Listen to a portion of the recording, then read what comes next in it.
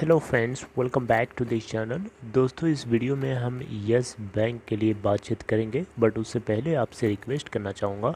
पहले रिक्वेस्ट ये रहेगी कि अगर आप चैनल को फर्स्ट टाइम देख रहे हैं, मेक श्योर कि सब्सक्राइब करके बेल आइकन को हिट कर लीजिए ताकि आपको आने वाले समय में वीडियोज़ की नोटिफिकेशन मिलती रहे। और डीमैट या ट्रेडिंग अकाउंट के लिए डिस्क्रिप्शन बॉक्स में लिंक आपको दिया गया है। Yes bank limited last trading session में अगर आपने देखा हो तो दोस्तों 13.95 के प्राइस के ऊपर ओपन होने के बाद 13.90 का लो बनाया और 14.25 का हाई भी बनाया। 14.00 के ऊपर सेटल हुआ। 8,54,50,112 टोटल वॉल्यूम जनरेट हुआ। कंपनी के मार्केट कैप 35,076 करोड़ रुपए। यस बैंक लिमिटेड का 52 वीक लो है दोस्तों 10.50 का और हाई है 18.55 का।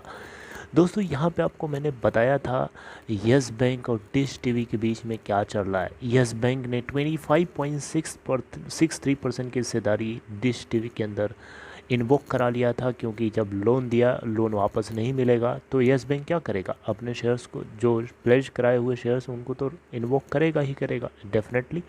तो इसको लेकर के डिश टीवी और यस बैंक के बीच में खींचातानी बहुत लंबे समय से चल रही है और अभी भी ऐसा रुकने का नाम नहीं ले रही है, क्योंकि अभी लेटेस्ट अपडेट मैंने आपको बताया था 30 दिसंबर 2021 को एनुअल जनरल मीटिंग कराई गई।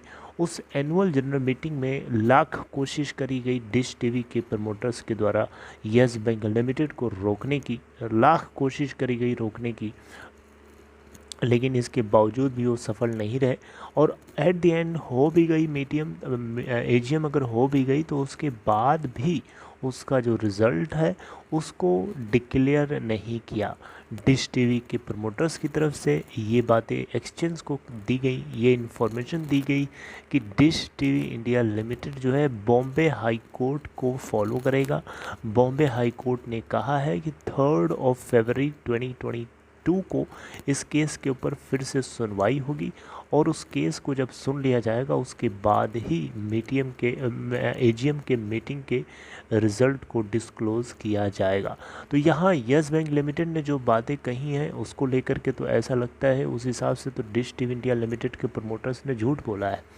यानी यस बैंक के हिसाब से डिश टीवी इंडिया लिमिटेड के प्रमोटर्स ने ये गलत है, ये झूठ कहा है कि बॉम्बे हाई कोर्ट ने ये बात बोली थी कि रिज़ल्ट को 3 फरवरी के बाद डिस्क्लोज़ करना।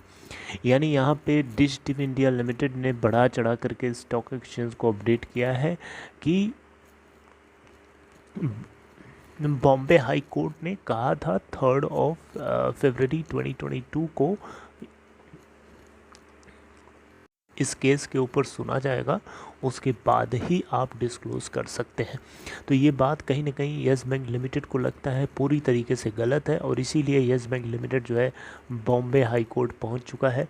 बॉम्बे हाई कोर्ट के अंदर एक पिटीशन फाइल कर दिया है डिश टीवी इंडिया लिमिटेड से ये रिज़ल्ट को डिस्क्लोज़ कराने के लिए, यानी एजीएम के आउटकम को जानने के लिए, राइट। क्योंकि इसको डर है कि कहीं ऐसा ना हो कि कुछ मैनिपुलेशन कर दिया जाए अंदर ही अंदर, क्योंकि इन्होंने बहुत कोशिश करी इनको एनुअल जनरल मीटिंग के अंदर पार्टिसिपेट होने से रोकने के लिए, राइट। तो इसी को लेकर के अब देखना बनता है कि बॉम्बे हाई कोर्ट किस तरीके से रिएक्ट करता है। क्या वाकई में बॉम्बे हाई कोर्ट ने कहा था 3 फरवरी 2022 के बाद ही इस रिज़ल्ट को डिस्क्लोज़ करने के लिए, या फिर ये डिश टीवी इंडिया लिमिटेड की अपनी तरफ से मनगढ़ंत कहानी है।